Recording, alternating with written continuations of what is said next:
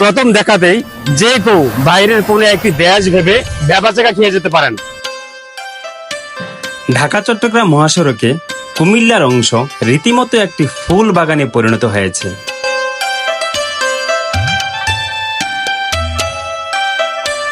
মহাসড়কের মাঝখানের আইল্যান্ড বা রোড ডিভাইডার এখন নানান রকম ফুলে ফুলে সুশোভিত।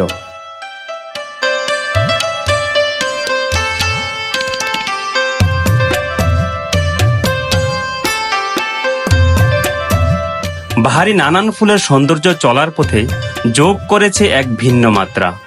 ফুলের সৌন্দর্য প্রতিমায় প্রতিনিয়ত মুগ্ধ হচ্ছেন পথচারীরা।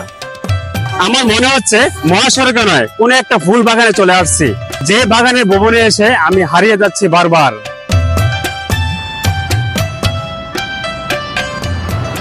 দীর্ঘ পথ জুড়ে সারি সারি ফুলের গাছ, দীর্ঘ যাত্রাপথে ক্লান্তি ভুলিয়ে রং বেরঙের ফুল আর সবুজের সমারোহ এনে দিয়েছে প্রশান্তির ছোঁয়া।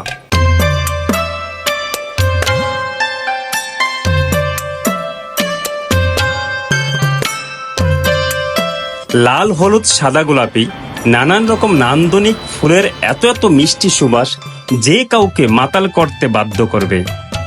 শুধু সৌন্দর্যের বেলায় এগিয়ে নেই এই গাছগুলো, দিনের বেলায় সৌন্দর্য আর রাতের বেলা রোড অ্যাক্সিডেন্ট কমাতে অনেক উপকারী এই গাছ।